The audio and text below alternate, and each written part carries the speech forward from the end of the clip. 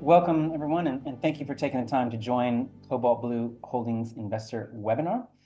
Today, you've got me as your host. My name is Joel Crane. I'm the Investor Relations Manager. And today, I'm joined by Helen Degeling, our Project Acquisitions Manager. The intention of today's webinar is to focus on Cobalt Blue's waste streams, business, and opportunities. Firstly, we'll discuss the recently signed MOU between Cobalt Blue and Regeneration. And then we'll give Helen a chance to discuss the massive opportunity in remining mine waste. And she'll frame the size of this opportunity and put it into perspective for what it means for Cobalt Blue and how we can capture the potential massive value. So before I hand over to Helen, I'll just quickly summarize the three pillars that Cobalt Blue is currently standing on. The most near-term project is the proposed cobalt nickel refinery, which will be located in the Kwinana industrial area in Western Australia. And this will be Australia's first cobalt refinery. It's progressing well and on track for a 3Q decision to proceed to construction with an aim for a late 2025 startup.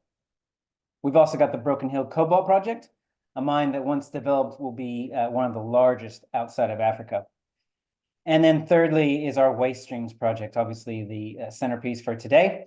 And now I'll hand over to Helen to run through the MOU and the broader outlook for this very important segment of our business. So much, Joel, and thanks everybody for joining. Before I start, I'd like to acknowledge the traditional owners of the lands in which we're gathering within the webinar, wherever you are seated across Australia or the world. For myself, that's the Jagera and Turrbal people here in Brisbane. Now, I wanted to start by introducing Regeneration Enterprises. I recognise that many of our shareholders and loyal investors may not have previously heard of them. And I also want to outline why I believe that our collaboration will be of real significant value for Cobalt Blue. Regeneration is at heart a mine restoration and closure company. They were incorporated with the aim of combining innovative mining practices to produce metals of high ethical environmental standards with the goal of environmental restoration and renewal at legacy mine sites. So already you can see that there is actually quite a lot of overlap between Regeneration's goals and our own waste streams project, because I've spoken about those very same things previously. The key for Cobalt Blue in the partnership, I suppose, is the very strong support from some really big global brands that Regeneration brings to the table. They were launched in 2021 with an initial $2 million US investment by Rio Tinto. And indeed, Rio Tinto continues to hold key advisory roles on the Regeneration board and provide a lot of support even today. Further, Regeneration have agreements already in place with companies such as Apple and jewellery maker Majuri for metals such as gold, produced from legacy sites in Alaska and other regions. So in these cases, Regeneration acts as a curator for legacy mine site holders and innovative companies like Cobalt Blue, so bringing together the right relationships for positive outcomes on a site-by-site basis. And that's an approach that we really agree with. Existing successes for Regeneration have included Salmon Gold, which does continue to operate today and which has previously supplied gold to companies such as Tiffany, who I'm sure we've all heard of and remember for Mother's Day. Now, the collaboration between Cobalt Blue and Regeneration is open enough to provide flexibility in how we work together on a site-by-site basis, but it's also strong enough to define a partnership that will actively seek mine waste sites that meet key criteria for both companies. For Cobalt Blue, that will initially involve sites that can build on our existing expertise that we've grown from Broken Hill, whilst leveraging all of our experience, literally the experience of our entire team in metallurgical innovation, site-specific problem solving, environmental and other regulatory permitting, and downstream battery metal markets, just to name a few of the skill sets that we house within Cobalt Blue. For Regeneration, of course, it will mean finding legacy sites where very strong potential exists for positive remediation, environmental and community outcomes. Now, I've included here, with his permission, of course, the details for Nicolau Barros, who is the Australian representative for Regeneration. He's based in Perth. And he and I have already held a number of meetings to set up the framework for our ongoing collaboration. We're still working through that. And part of what we want to do is establish those key criteria for both organisations in project assessment and engagement. Neither organisation is sitting on their laurels with a token MOU here. We are both thinking big in terms of what we can achieve together. And when it comes to mine waste, thinking big is exactly what we need to do. The global mine waste opportunity is huge. There are varying estimates of between 10 and 13 billion tonnes of mine waste being produced every single year, with some of the biggest contributors being the nickel and copper industries. Mine rehabilitation following closure is also very expensive. CRC Time, which is supported by CSIRO, released a report last year estimating that the cost of mine closure for Australia alone would be around $8 billion by 2030. However, most companies in our industry prefer to sell on their exhausted assets or place them on care and maintenance rather than face the true cost of full rehabilitation. In Australia, we have tens of thousands of legacy sites, both large and small. In North America, Canada and the US, as an example, there are hundreds of thousands. So whilst this clearly represents a huge problem for the mining industry, when it comes to the volumes of mine waste that are accessible at surface and still containing valuable metals and other raw materials, the opportunity is vast. And we at Cobalt Blue do prefer to reframe this very large problem as an opportunity for companies, particularly like ours and Regeneration, to generate a combined positive economic and environmental outcome. Now, by doing this, of course, we're trying to build circularity into a very linear industry. We want to change the concept of mine, refine, and manufacture, with various points of waste disposal along the way, to one that keeps material at its highest value at every step of the supply chain. For us, in this context, it means mine waste reprocessing. The business case for tailings or mine waste reprocessing is bigger than the concept of traditional mine operation economics. Of course, we see the value of ethical metal extraction, maybe with some green credits associated with improved environmental outcomes. We definitely see that those metals will qualify for distinct allied supply chain markets under the Inflation Reduction Act in the US and the Critical Raw Materials Act in the EU. But it's more than that, and I'm going to highlight this to you in a moment. You all know, but I'm going to remind you, that a co-product from the Cobalt Blue flowsheet developed for Broken Hill is elemental sulfur. Yes, that sulfur is in itself a product that can be sold and it has value in its own right. But few economic models for mines consider what the reduction of liability due to the removal of sulfide materials, which form sulfuric acid when left in the environment, what the reduction of that liability can do for a company's balance sheet. It's actually quite significant, and it changes the game for many companies that own the liabilities for large sulfide-rich tailings dams around the world. Now, just to talk on that a tiny bit further, this is a very technical overview of what I'm talking about. I'm not going to dwell on it. You'll be able to download this and read it in more detail if you're interested. But on the right-hand side of the screen is a very simplistic graphical representation of the Cobalt Blue flowsheet, but focusing on the co-products or waste products as we might have traditionally viewed them, rather than the metals. Sulfur, as you can see, is produced at two steps of the flowsheet. On its own and in elemental form, which is what we at Cobalt Blue produce, it's benign in the environment, meaning that it can be disposed of safely. It does not form sulfuric acid. It can be transported elsewhere for uses in other industries. And in essence, it is often a far more preferable product than sulfuric acid, which is what most other companies who work with pyrite actually produce. So it's a real advantage for Cobalt Blue that we've gone down this path. And in addition, we've ensured that the iron-rich residue that we produce during leaching is also benign and non-reactive, as opposed to other forms that it might have been in. So in other words, everything that we produce is safe for the environment. This slide is an overview of environmental bonds that are held overall in each state in Australia. So not company by company, it's state by state. There is a huge variation, which I won't talk to now, but in general, as a whole, our industry here in Australia has billions and billions of dollars locked up in environmental bonds. They perform a strong purpose, holding environmental bonds with the government, but it is still a huge cost and it's a liability for every single company that operates in this country. Using New South Wales as an example, I've played some games with the New South Wales rehabilitation cost estimation tool.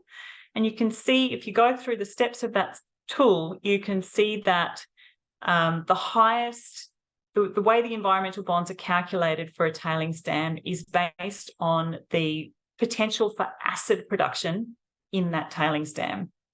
So if we take the highest category of acid potential, that would have a cost estimation of $800,000 Australian per hectare. If we compare that with the lowest cost category of potential, like the lowest acid forming potential material for a tailings dam in New South Wales, that's $82,000 Australian per hectare. So that's an order of magnitude difference from highest to lowest level of risk. So if we can work with companies to significantly reduce that risk, it has a huge cost benefit that we are hoping to be able to work through with the different sites that we're working on. A really great example, as you will all be familiar with, is the Flin Flon tailings site in Manitoba, Canada. Cobalt Blue, as we've announced a number of times last year, is working with Hudbay Minerals to look at the application of Cobalt Blue's flow sheet to the tailings material at the closed mine at Flin Flon. There's a lot of metal still caught up in that tailings dam. It contains zinc, copper, silver, and gold. But one of the first motivations for this project was the reduction in liability by removal of sulfide material for Hudbay Minerals. We've done our test work, we've demonstrated really excellent results in terms of success of working through the flow sheet steps, and the discussion is ongoing between the companies around what the next steps are. So we've already got some really great successes, and we can see we have firsthand experience of the importance and impact of liability reduction, what that has on the whole business case for mine waste reprocessing. I'm going to leave it there and hand over to Joel for some questions. I'm sure we've got a few. Feel free to contact me, and over to you. Thanks, Helen. Indeed, there are several questions. I think just going back to the beginning to discuss what you did in the first part, which is the MOU with Regeneration. What makes Cobalt Blue and Regeneration good partners? I think it's that initially it's the overlap of goals that the two companies have. You know, we're both striving for the same sort of outcomes, but each of us comes from a different place. So we have very, very complementary skill sets. Regeneration are linked with some really big companies globally. They have experience in doing this sort of work in the past with gold sites in Alaska. And they've got some of those big connections that they can bring Cobalt Blue to the party. Whereas for Cobalt Blue, we have a lot more of the commercial expertise. We've got the technical expertise. We've got a patented process that we've developed for one site down in Broken Hill, but it's applicable around the world. So being able to open up to the range of projects and sites that Regeneration has access to, and have that opportunity to apply our experience, our know-how and our smarts to those sites, I think is really valuable for the Cobalt Blue. That's good. So obviously we have a lot on the table to bring to Regeneration and other companies. Here's another question. What is Cobalt Blue looking for in terms of a re-mining project? Well, we can work with anything, but ultimately we'd like to be able to start with sites where we can apply our existing experience. We have an entire demonstration plant in Broken Hill where it's set up for the Broken Hill Cobalt Blue process. So if we can take material from other sites, around Australia, even around the world, to run through that plant, where we're well established in terms of being able to work that through as an entire process. So we've got that expertise, we've got the facilities, we've got an entire facility there that can be used to work through the different projects. But we're also looking for projects that will feed into who we are as a company. We've talked a lot about bringing in the concept of the allied supply chain, working with the US, working with European parties, with battery makers that are looking for those ethical and sustainable metals to feed into their products. So we really want to continue on in that vein and make sure that any material that we work with fits those criteria as well, and we'll be able to work within the allied supply chain, and places where we can bring in that combined, metal extraction, getting value out, but also the remediation and turning other products into something valuable as well. So sulfur can be used in agricultural or industrial uses, where we're looking at other industrial or construction style applications then for the leach residue or for the other material that's left behind. And so where we can try those things out and develop a few case studies and some success stories as well. Yeah, obviously a commercial outcome that's very popular among government in particular. Yeah, for sure. And look, we are we like to be involved in each site. We're not just selling our IP at all. Probably the most popular question, not only today, but in general, as we're speaking to investors and other stakeholders. You did outline both, the sheer number of tailings and waste facilities around the world, particularly in North America and in Australia, and you even outlined sort of the bond values in Australia. So it's just a massive opportunity. But how would a remining project actually add value to our company? Well, I guess in the same way that any operation will add value to our company, we do aim to produce products that have value, and we'll work with the companies that own those sites, whether we buy into, partial ownership, or whether we're working more as an advisor, or in whatever capacity we are, and it will be different site by site. But we've got material that's sitting at surface. It's already been mined. It's already been crushed. There are significant parts of those mining operations or legacy sites where the hard work has in effect already been done. But particularly minerals like pyrite get disposed of in waste because they're considered a problematic mineral. It's hard to, it's not cost effective for the original company to process. But Cobalt Blue, because we have developed our own flow sheet and work hard to prove that up at Broken Hill, then we can apply that in other cases and get value out where other companies haven't been able to. So it will, in essence, be expanding the portfolio of projects and operations that are available to Cobalt Blue around the world. Yeah, so I think a good follow-on question, and there are several sort of around this theme. Is it sounding like Cobalt Blue is becoming a technology provider rather than a mine developer? Is that the case? And what are we actually doing here? Several questions around that theme. Yeah, sure. And I've heard those questions as well. To me, look, it's something that we've talked about, internally, because a lot of other companies they develop a process, they have a couple of patents, and then they sell the IP, or they lease the IP and they get a royalty for the use of that technology.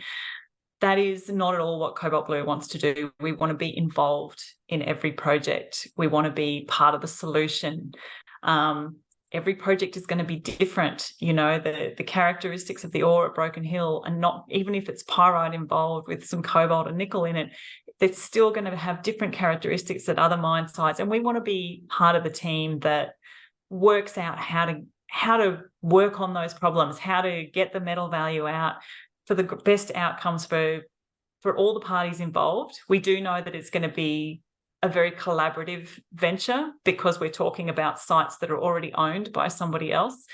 But our preference is always to be more involved, not just to sell our IP, whether we have a stake in that site or that company, whether the other company can hold the liability because they already do, but then we fund the operation, whether we, there are so many different variables, but that's the path that we're going down that we would prefer rather than just leasing our IP, and where we can bring our entire team to bear, and all the expertise that we've got, not just the flow sheet. So very good answer. Thank you.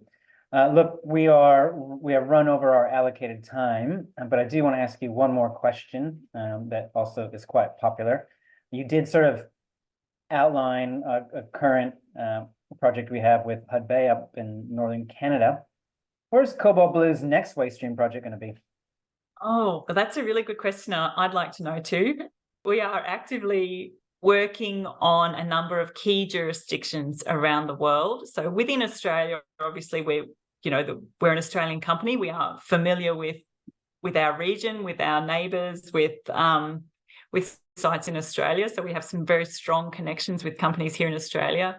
But globally, the opportunity is huge, and particularly, as I alluded to before, looking at jurisdictions where we can feed into the allied supply chains, into jurisdictions that will be compliant with the Inflation Reduction Act or with the Critical Raw Materials Act.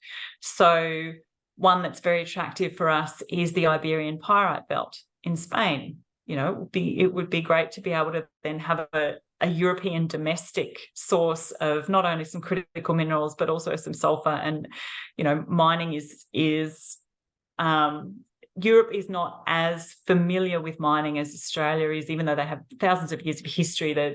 The general community consensus there is less about mining. And so being able to demonstrate mining practices, but at a legacy sites, and improving the environmental and community outcomes there as well, I think would really fit with the European psyche, as well as the Iberian Pyrite Belt. The name says it all. The potential is huge. And then, North America, South America, those are some very big mining jurisdictions there, and some very big mines and lots of opportunity, but then still satisfying those criteria that we have around feeding into our allied supply chain. So those are the areas that I think I would pick. Thank you so much, Helen, for bringing your passion and detail to another Cobalt Blue webinar. And most importantly, thank you to all of the investors out there that have logged on, and potential investors and people just interested in this particular topic. We'll wrap it up there. Thank you, and looking forward to the next one. Thanks, Joel. Thanks, everybody, for listening.